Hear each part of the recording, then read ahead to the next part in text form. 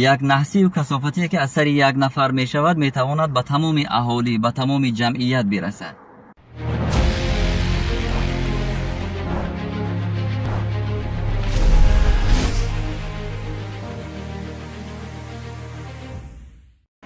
به نام الله بخشنده و مهربان. الصلاة و السلام علی رسول الله المحمد و آله و اصحابه اجمعین.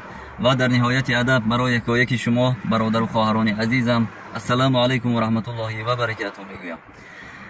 حمد به حد مر خدای پاک را که به ما و شما نصیب گردانید به این یک روز سعید، به این یک روز مبارک جمعه برسیم و با هم در صحبت باشیم.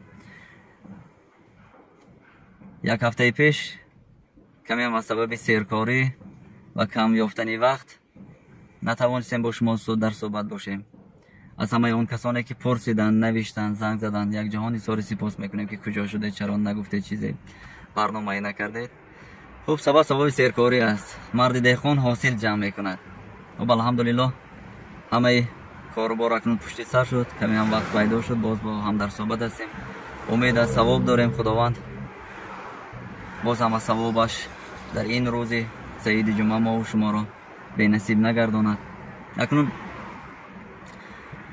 در شبکه‌های اجتماعی هم و یک صحبت هم یک هفته گذشته با یک زمیندار داشتم و یک اندیشه وادارم کرد.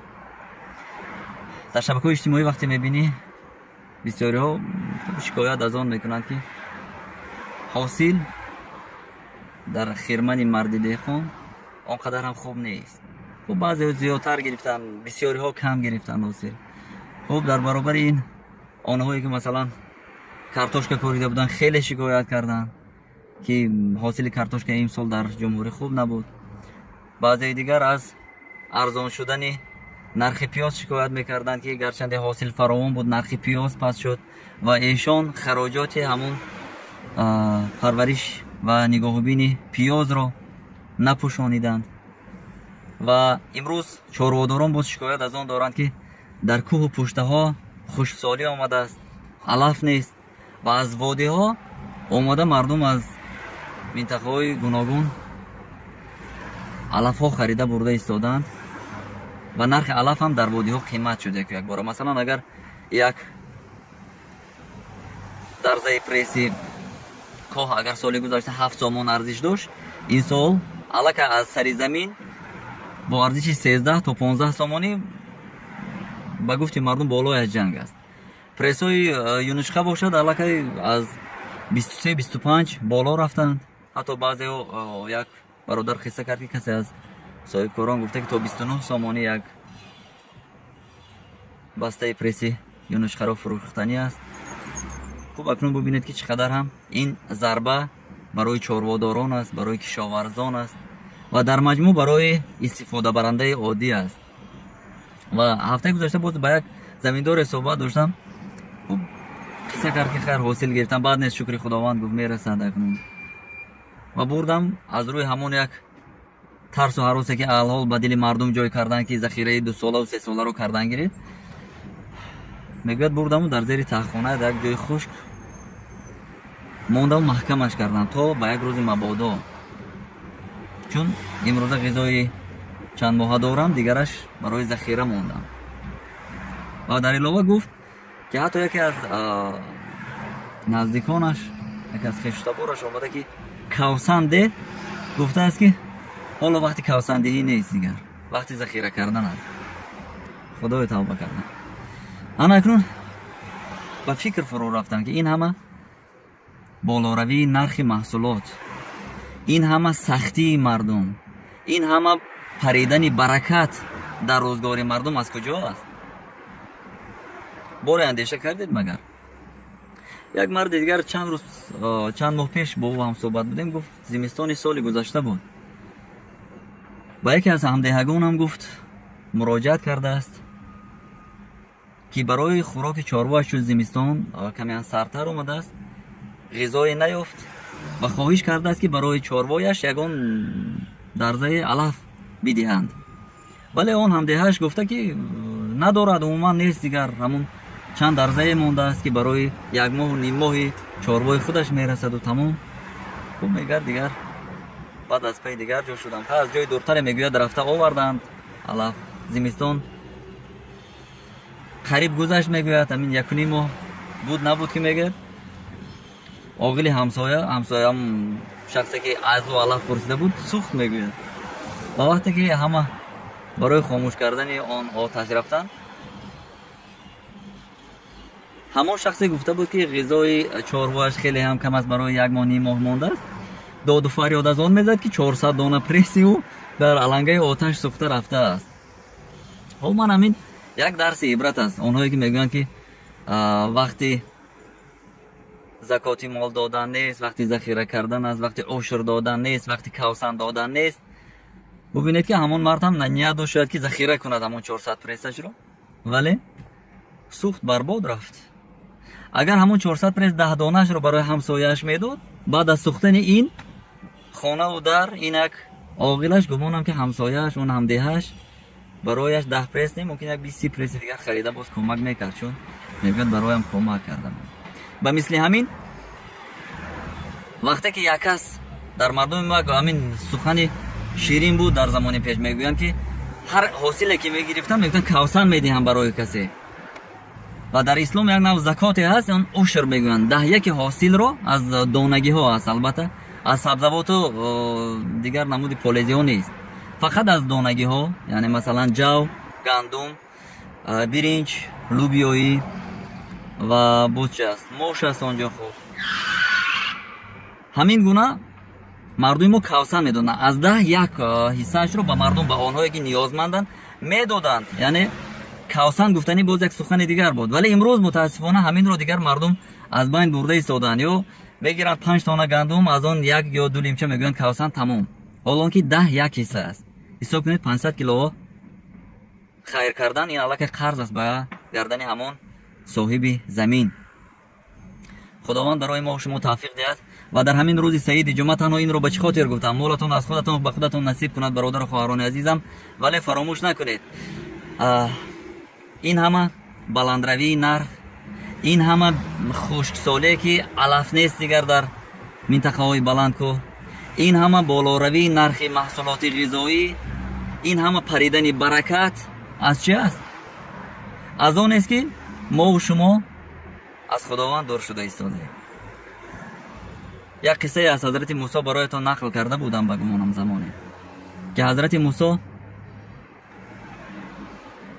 در عهدشان یک وقتی می آید که آن زمان خوشسالی می شود و امتش می آیند و می گویند تو که کلیم الله هستی، بیا یک دعای کن تا خداوند برای ما حاصل فراوان دهد.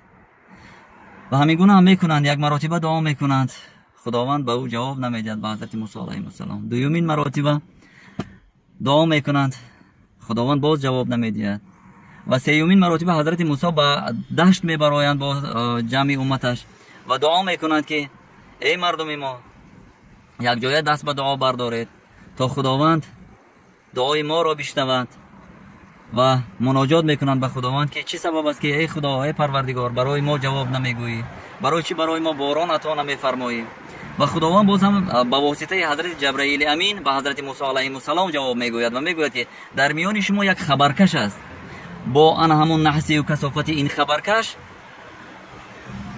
در ملک دیار شما قحطی آمده است، خوشسالی آمد. و حضرت موسی خواهش میکند که آن خبرکش رو برای ما معین ساز تا ما بدونیم که کی است آن خبرکش و تا از خود اون را دور کنیم. ولی بزرگی و رحیمی و رحمانی و غفاری خداوند باز هم در همین یک قصه هست که خداوند میگوید همتون یک جای توبه کنید. یعنی نام آن خبرکش رو نمیگوید، برای امتی حضرت موسی امر شد که همه یک جای توبه کنند و یک جای توبه میکنند از صدق و خداوند برایشان باران عطا میفرماید و میگویند آن خوشسالی از میان میرود. از این قصه چه یک حکمتی را برای خود گرفته میتوانیم؟ یعنی یک نحسی و کثافتی که از سر یک نفر میشود میتواند به تمام اهالی، به تمام جمعیت برسد. خداوند هم در قرآن کریم برای ما و شما امر کرده که خداوند به حال هیچ که از بنده هایش تغییر و دیگرگونی نمی آورد تا اینکه او خودش را دیگرگون نسازد. تا آنی که ما و شما در گناه و فسق و عصیان معتبر هستیم و خودمون را اصلاح کردن نخواهیم، خداوند به حال ما بهبودی را نمی آورد. انسان به کمبودی نمی شود. هر یکی ما و شما گناه داریم.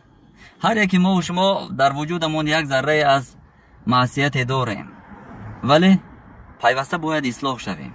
کوشش کنیم تا اصلاح کنیم خود را، چون خودمون اصلاح شدیم ان شاء الله که جامعه آهسته آهسته اصلاح شدن میگیره. این همه نحسی، این همه کثافتی از چی است؟